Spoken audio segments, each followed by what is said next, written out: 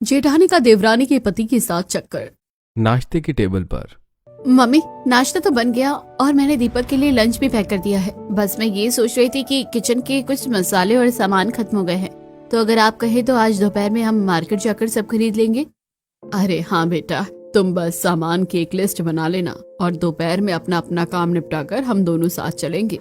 तभी अपने कमरे से रिया नाइट सूट में बाहर आती है और सीधे किचन की तरफ बढ़ती है। भाभी, मेरे लिए भी चाय और नाश्ता दे दीजिए। अरे रिया, मैंने तो तुम्हारे लिए टिफिन भी पैक कर दिया था, लेकिन लगता है आज तुम्हारा कॉलेज जाने का कोई इरादा नहीं है। मेरा मन नहीं है कॉलेज जाने का, इसलिए सोच रही हूँ कि घर पर ही रहकर अपना असाइनमेंट पूरा कर लूँ। हाँ ठीक है, जैसा तुम्हें सही लगे। पढ़ाई भी तो जरूरी है और आराम भी। इतने में सीढ़ियों से तौलिया लपेटे जोर जोर से आवाज लगाते हुए दीपक नीचे आता है। अरे भाभी, मेरे कपड़े कहाँ रखे हैं? मुझे मिल ही नहीं रहे हैं, जरा जल्दी आकर दे दीजिए। आपको तो पता है कि आज ऑफिस में मेरी बहुत इंपॉर्टेंट मीटिंग है। अरे देवर जी, आपको तो सामने रखी चीजें भी नहीं दिखाई देती हैं। आप रुकिए, मैं भी आ रही हूँ। अंजलि कमरे में जाकर दीपक के कपड़े, जूते और टाई सब निकाल कर उसे दे देती है और दीपक तैयार होकर नीचे आता है और सब नाश्ता करते हैं। देख रही है मम्मी जी, इसे मेरे बिना एक भी चीज नहीं मिलती है। भाभी, पिछले 5 साल से तो आप ही इन सब चीजों को संभाल रही हैं। देवर जी, यही तो मैं भी कहना चाहती हूँ कि अब आपकी उम्र हो गई है, आपको शादी कर लेनी चाहिए। हाँ बेटा, बहू बिल्कुल सही कह रही है, अब तुम्हें भी अपने बारे में सोचना चाहिए। भाभी, मैंने तो आपसे कई बार कहा है कि मुझे आपकी जैसी पत्नी चाहिए, लेकिन आप हैं कि मेरी बात सुनती ही नहीं है। देवर जी, मैं आपकी बात जरूर सुनती, लेकिन मेरी कोई बहन है ही नहीं, तो मैं क्या करूं? अरे हाँ बेटा, अंजलि, मैं तुम्हें बताना ही भूल गई थी कि जब तुम्हारी शादी हुई थी तब मैंने एक लड़की देखी थी, शायद तुम्हारे दूर के रिश्तेदार की लड़की थी। क्या नाम था उसका? अच्छा मम्मी, आप पारुल की बात कर रही हैं क्या? हाँ हाँ, वही पारुल। क्या उसका कहीं रिश्ता तय हो गया है? नहीं मम्मी, अभी तो नहीं हुआ है, लेकिन शायद उसके पापा इस साल उसकी शादी कराने का सोच रहे हैं। भाभी, आप उनसे मना कर दीजिए। आपको तो पता ही है, मुझे पारुल बहुत अच्छी लगती है और उसी से मेरी शादी की आप बात चला दीजिए। लो भाई, अब लड़के ने खुद अपने मुंह से कह दिया। अंजलि पारुल के घर वालों से रिश्ते की बात करती है। पारुल के पापा शादी के लिए राजी हो जाते हैं। दोनों घरों के लोग आपस में बैठकर बातचीत करते हैं और अगले महीने शादी की तारीख तय हो जाती है।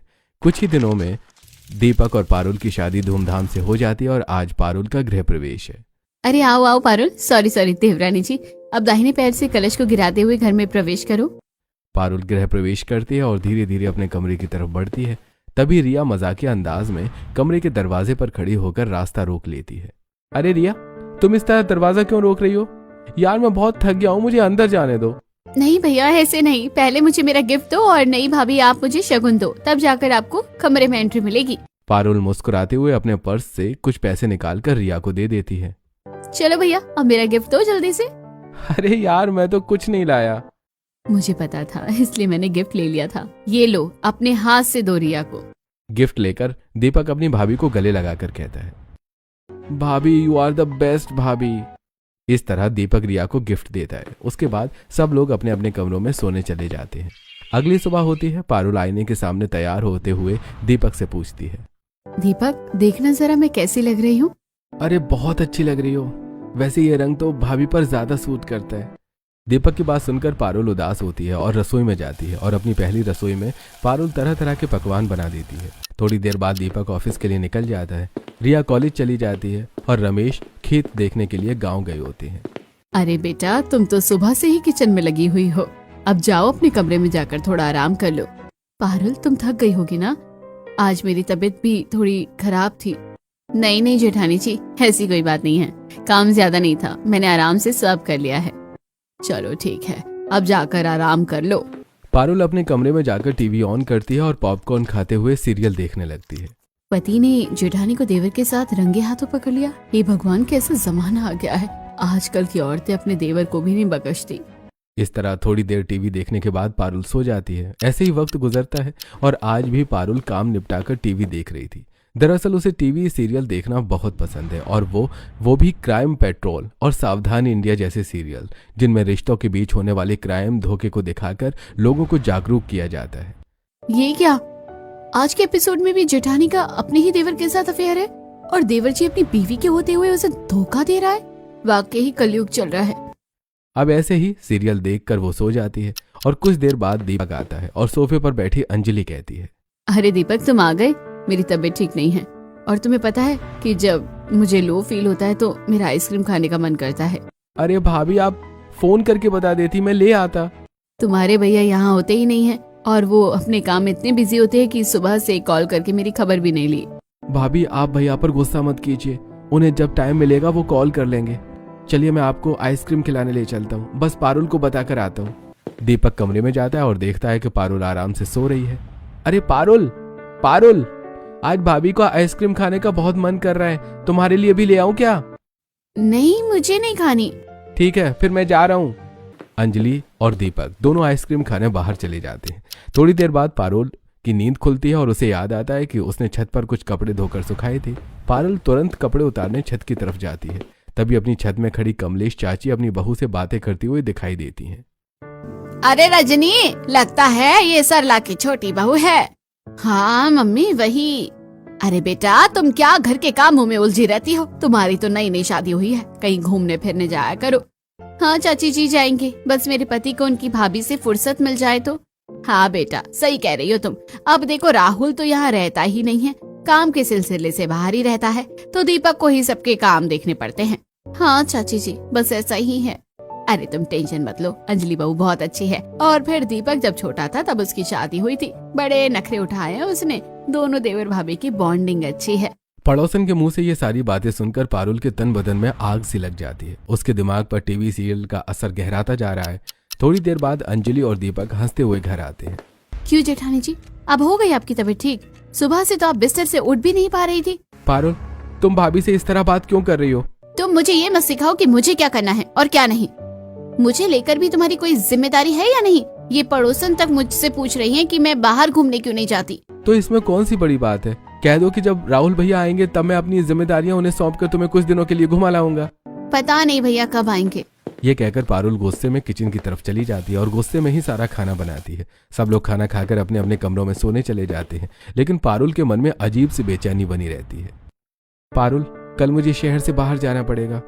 कुछ बाहर के क्लाइंट्स आए हुए हैं, उनके साथ मीटिंग्स हैं। तुम मुझे सुबह उठा देना और मेरे कपड़े प्रेस करके रख देना। पारुल बिना कोई जवाब दिए चुपचाप सो जाती है। सुबह दीपक तैयार होकर ऑफिस के लिए निकल जाता है, बिना पारुल से कोई बात किए। अंजलि भाभी, कितने दिन हो गए हमें बाहर गए हुए, और अब तो पारुल भाभी भी आ गई हैं। चलो आज बाहर चलते हैं शॉपिंग करने। नहीं नहीं, तुम तीनों अकेले बाहर नहीं जाओगे, दीपक को आने दो, उसी के साथ जाना। मम्मी, आपको तो पता है ना, भैया मुझे कभी अपने साथ नहीं ले जाते। क्या मतलब रिया, दीपक तुम्हें कभी शॉपिंग कराने नहीं ले जाता? और नहीं तो क्या भाभी, मैं तो हमेशा पापा के साथ या राहुल भैया के साथ ही शॉपिंग करती हूँ। हाँ पारुल, दीपक ऐसा ही है, बस मेरा काम करा देता है, पता नहीं कितना शर्म करता है। तभी बैठक की तरफ से रमेश घर में प्रवेश करते हैं और अंजलि की बातें सुन लेते हैं। अरे अंजलि बेटा, मेरा दीपक बहुत समझदार है। उसे पता है कि उसका भाई बाहर रहता है, इसलिए घर की सारी जिम्मेदारी उसने खुद उठा रखी है। हाँ पापा, मैं तो पारुल को यही समझा रही थी। पारुल, तुम्हें पता है मुझे भी मायके दीपक लेकर जाता है, और अब मैं कल से कह रही हूँ कि मेरी मम्मी बुला रही है, लेकिन उसको टाइम ही नहीं मिल रहा है। ये सब सुनकर पारुल के मन में बेचैनी और गहरी हो जाती है और उसका दिमाग पूरी तरह टीवी सीरियल की बातों की तरफ चला जाता है। अब तुम ननद भाभी कोई काम भी करोगी या यहीं बैठकर गपशप करती रहोगी? शाम होने वाली है, दीपक भी ऑफिस से आने वाला होगा, कुछ खाने पीने का इंतजाम कर लो। हाँ मम्मी जी, मैं खाना बना देती हूँ। 5 बजे तक दीपक भी ऑफिस से घर आ जाता है। दीपक को देखते ही रिया अचानक उठकर उसके पास आ जाती है। भैया, मुझे आज शॉपिंग पर जाना है। 1-2 दिन में कॉलेज में फेयरवेल पार्टी है, मुझे एक साड़ी खरीदनी है, आप प्लीज मेरे साथ चलो। रिया, अब तो इतनी बड़ी हो गई है, लेकिन अक्ल अभी भी नहीं आई। वो अभी अभी ऑफिस से थका हारा आया है, उसे बैठकर पानी तो पी लेने दे। आप लोग बिना बात के हमेशा मुझे ही डांटते रहते हो। जाओ, मुझे नहीं करनी कोई शॉपिंग। रिया गुस्से में उठकर वहाँ से जाने लगती है। अरे रिया, ऐसे गुस्सा नहीं करते। देख, मैं आज शाम को अपने मायके जा रही हूँ, उधर से आते हुए मार्केट पड़ती है, मैं तेरे लिए साड़ी ले आऊंगी। लेकिन जेठानी जी, आप मायके किसके साथ जाओगी? भैया तो घर पर है नहीं। अरे पारुल, कैसी बात कर रही हो तुम? मुझे तो हर बार मायके दीपक ही लेकर जाता है। अंजलि की ये बात सुनते ही पारुल अंदर ही अंदर बुरी तरह परेशान हो जाती है। पारुल का ध्यान तुरंत उन टीवी सीरियल्स की तरफ चला जाता है जिनमें जेठानी बहाने से देवर के साथ बाहर जाती है, फिर साथ में रेस्टोरेंट में खाना और मूवी देखने तक चली जाती है। गुस्से में भरी हुई पारुल तुरंत कमरे में आती है। दीपक, रिया तुम्हारी छोटी बहन है, उसको लेकर भी तुम्हारी कोई जिम्मेदारी है या नहीं? अरे पारुल, मैंने अपनी जिम्मेदारी से कम मुंह मोड़ा है। हाँ हाँ, जिम्मेदारी तो बस जेठानी जी को लेकर ही याद आती है। उन्हें मायके ले जाने का तुम्हारे पास पूरा समय है, लेकिन अपनी बहन को तुम शॉपिंग तक नहीं करा सकते। पारुल की बातों को दीपक अनसुना कर देता है। दीपक गाड़ी की चाबी उठाता है और अंजलि को उसके मायके छोड़ने के लिए निकल जाता है। वापसी में दीपक रिया के लिए शॉपिंग भी करवा देता है और अंजलि अपने लिए भी कुछ सामान ले लेती है। घर जाकर अंजलि सारा सामान हॉल में बैठकर पारुल और सरला को दिखाती है। बेटा ये सब तो ठीक है, लेकिन तुम पारुल के लिए भी तो कुछ ले आती। क्यों मम्मी, मुझे दिलवाने के लिए मेरा पति है ना, वो भी तो मुझे शॉपिंग कराने ले जा सकता है। हाँ बेटा, ले जा सकता है। तो फिर पूछिए इससे, क्यों नहीं ले जाता। मेरी शादी को 6 महीने होने वाले हैं। आज तक मैं इस घर से बाहर नहीं निकली दीपक के साथ, क्योंकि मेरी जेठानी ही इनका पीछा नहीं छोड़ती। पारुल के मुंह से अंजलि के लिए ऐसी बातें सुनकर सरला को बहुत गुस्सा आ जाता है। पारुल, जैसा तुम सोच रही हो वैसा कुछ भी नहीं है। मेरा बड़ा बेटा शहर से बाहर नौकरी करता है, घर की जिम्मेदारियां दीपक संभालता है और वो अंजलि को सिर्फ काम के लिए ही ले जाता है, घुमाने के लिए नहीं। बस बस मम्मी जी, आपकी आंखों पर विश्वास की पट्टी बंधी होगी, मुझे मत सिखाइए। बेटा, शक की बुनियाद पर रिश्ते नहीं चलते। तुम दीपक और अंजलि के पवित्र रिश्ते पर शक कर रही हो। एक बार और सोच लो, इससे तुम्हारा घर टूट सकता है। मैं क्या सोचूं मम्मी जी, जब से मैं इस घर में आई हूँ मेरे सामने यही सब हो रहा है। मैं कब तक अपने मन को समझाती रहूं। पारुल, तुम जो ये सीरियल देखती रहती हो ना, इनका तुम्हारे दिमाग पर बहुत गलत असर पड़ रहा है। हाँ भाभी, आप बिल्कुल सही कह रही हो, उन सीरियल्स में यही सब दिखाया जाता है। ये कहते हुए पारुल गुस्से से अपने कमरे में चली जाती है और किसी की भी बात सुनना नहीं चाहती। पारुल गुस्से में कमरे में चली जाती है, तभी पीछे से अचानक राहुल घर में प्रवेश करता है। हाँ भाई, कैसे सब बैठे बात कर रहे हो? मेरे आने से पहले ही क्या मुझे भगाने की प्लानिंग हो रही थी? राहुल को देखते ही सबके चेहरे खिल जाते हैं और घर का माहौल हल्का सा हो जाता है। आपने तो मुझे पूरा सरप्राइज ही दे दिया, आने से पहले बता तो देते। अरे सरप्राइज देने के लिए ही तो बिना बताए आया हूँ, वरना सरप्राइज कैसा? मेरा बच्चा कितना पतला हो गया है, इस बार तो छुट्टी लेकर आया होगा ना। अब मैं तुम्हें 1 महीने से पहले वापस नहीं जाने दूंगी। अरे मम्मी, गवर्नमेंट जॉब में 1 महीने की छुट्टी कहाँ मिलती है? बड़ी मुश्किल से 8 दिन की छुट्टी मिली है। तभी खांसते हुए रमेश भी बाहर आते हैं। अरे राहुल बेटा, क्या बात है, आज तो मेरा पूरा परिवार हरा भरा सा लग रहा है। राहुल आगे बढ़कर रमेश के पैर छूता है और सब लोग बैठकर बातें करने लगते हैं। तभी सीढ़ियों से उतरती हुई पारुल नीचे आती है। अरे जेठ जी, व्हाट अ सरप्राइज, आप कब आए? अरे पारुल, जब तुमने देखा समझ लो तभी आया। अपने जेठ को देखकर पारुल बाहर से खुश दिखती है, लेकिन मन में कुछ और ही चल रहा होता है। अच्छा हुआ आप जेठ जी यहाँ रहेंगे, अभी जेठानी जी पर भी नजर रखेंगे और इस चुड़ैल की चुंगल से मेरा पति भी बच जाएगा। तभी अंजलि रसोई में आवाज लगाती है। जल्दी से सब टेबल पर आ जाओ, डिनर तैयार है। अरे भाभी, आपने भैया के आने की खुशी में इतना सब कुछ बना दिया। और नहीं तो क्या, आज सब कुछ राहुल की पसंद का बनाया है। ओह शिट, मैंने गैस पर दूध उबलने रख दिया था, अभी बंद करके आती हूँ। इसमें तो नमक थोड़ा कम है। रुको बेटा, मैं नमक ले आती हूँ। नहीं मम्मी, मैं ही ले आता हूँ। जैसे ही दीपक उठकर रसोई में नमक लेने जाता है, अंजलि वहां पहले से मौजूद होती है। नमक की डिब्बी ऊपर शेल्फ में रखी होती है और दीपक जैसे ही उसे उतारता है, उसी समय बाहर से पारुल की नजर पड़ जाती है। पारुल को ऐसा लगता है जैसे दीपक ने अंजलि को हक कर लिया हो। ये देखकर पारुल अंदर ही अंदर जल उठती है। अब बस बहुत हो गया। गुस्से में पारुल बिना कुछ कहे अपने कमरे में चली जाती है। पारुल को क्या हुआ? क्या वो हमारे साथ खाना नहीं खाएगी? पता नहीं बेटा, तुम लोग खाना खाओ। सब लोग बैठकर खाना खाने लगते हैं, लेकिन पारुल के मन में गुस्से की आग और तेज जल रही होती है। दीपक अपने कमरे में जाकर देखता है कि पारुल चुपचाप बैठी हुई है। अब तुम्हें क्या हो गया है? तुम मुंह फैलाकर क्यों बैठी हो? मेरा मुंह कहाँ दिखता है आपको? आपको तो कोई फर्क ही नहीं पड़ता है मैं गुस्से में हूँ या नहीं। आपको तो बस आपकी भाभी की ही पड़ी रहती है। पारुल, ये बेकार की बातें मत किया करो। मैंने तुमसे 1000 बार कहा है कि मेरी और भाभी की बॉन्डिंग बहुत अच्छी है। हाँ भाई, वो बॉन्डिंग मुझे तो कुछ और ही नजर आ रही है। पारुल, अब तुम हद पार कर रही हो। और तुमने जो हद पार कर रखी है उसका क्या? अब तो पड़ोसनी भी मुझसे कहने लगी है कि मेरा पति तुझे कहीं लेकर नहीं जाता। अब उन्हें कौन बताए कि मेरे पति को अपनी भाभी से ही फुर्सत नहीं है। नहीं पारुल, तुम गलत सोच रही हो और बिना वजह अपने मन में शक पाल रही हो। एक मैं ही तो हूँ जो हमेशा गलत होती हूँ और बाकी सब लोग तो बिल्कुल सही होते हैं। अब ठीक है, मैं किसी से कुछ नहीं कहूँगी और चुपचाप इनकी हर हरकत को ऑब्जर्व करूंगी। फिर सबूत इकट्ठा करके एक दिन इनका भांडा फोड़ जरूर करूंगी। सुबह होती है और पारुल चुपचाप रसोई में खाना बनाने लगती है। वहीं अंजलि भी घर में काम में लगी होती है। जेठानी जी, मैंने अपना काम कर दिया है और अब मैं अपने कमरे में जा रही हूँ। हाँ ठीक है, तुम्हारे सीरियल का टाइम हो गया होगा ना। पारुल बिना कुछ बोले वहां से चली जाती है। तभी उसकी नजर दीपक के ऑफिस वाले कपड़ों पर पड़ती है जो वो कल पहन कर गया था। ये पॉकेट में क्या है? पारुल दीपक को पॉकेट से एक रेड रोज निकालती है, जिसे देखकर उसके चेहरे पर हल्की सी मुस्कान आ जाती है। शायद दीपक मेरे लिए लाया होगा और देना भूल गया होगा। उसका मन दीपक को लेकर थोड़ा सा साफ होता है और वो वापस से अपना सीरियल देखने लगती है। ऐसे ही शाम हो जाती है और थोड़ी देर बाद दीपक घर आ जाता है। अगली सुबह पारुल की नजर अंजलि के बालों में लगे हुए गुलाब पर पड़ती है। वो तुरंत झटपट अपने कमरे में जाकर दीपक की पॉकेट चेक करती है, लेकिन वहां गुलाब नहीं होता। अब समझ में आ गया, ये गुलाब मेरे लिए नहीं था। पारुल को बहुत गुस्सा आता है और वो इस प्रूफ को भी अपने दिमाग में नोट कर लेती है। हाँ, तुम लोग गलतियां करते जाओ और मैं तुम्हारे खिलाफ सबूत इकट्ठा करती रहूंगी। आखिर मैं सबको बता दूंगी कि ये सिर्फ शक नहीं बल्कि रियलिटी है। ऐसे कुछ दिन बीत जाते हैं और राहुल अपनी छुट्टियां खत्म करके वापस जॉब पर चला जाता है। पारुल बेटा, आज मेरे घुटनों में बहुत तेज दर्द हो रहा है, तुम जरा मार्केट से सब्जी ले आना। मैं दीपक को बोल देती हूँ, वही ला देंगे। दीपक, आते वक्त मार्केट से सब्जी ले आना। अरे नहीं पारुल, मुझे आने में लेट हो जाएगा और अगर सब्जी लेट आई तो खाना भी लेट बनेगा। तुम घर के पास वाली मार्केट से ही ले आओ। गुस्से में पारुल थैला उठाती और बाजार सब्जी लेने निकल पड़ती है। अचानक उसका ध्यान मार्केट के लास्ट में लगे गोलगप्पे के ठेले पर पड़ता है। जिंदगी में वैसे ही लगे पड़े हैं, चलो गोलगप्पे ही खा लेती हूँ। तभी उसे अंजलि जैसी एक औरत दिखाई देती है। अरे ये तो जेठानी जी है, लेकिन ये यहाँ किसके साथ आई हैं? ये भगवान, दीपक कितना झूठ बोलता है। मुझे कह रहा था बिजी है और यहाँ अपनी भाभी के साथ आराम से गोलगप्पे खा रहा है। आने दो इसे घर।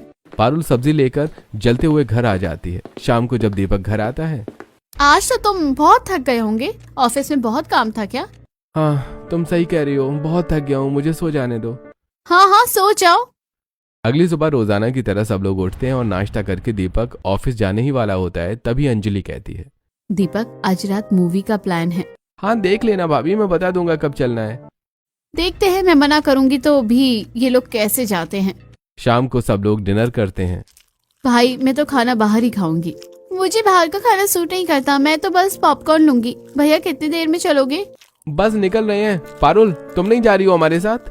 नहीं, मेरा मूड नहीं है मूवी देखने का। पारुल का नहीं जाना सुनकर रिया भी जाने से इनकार कर देती है।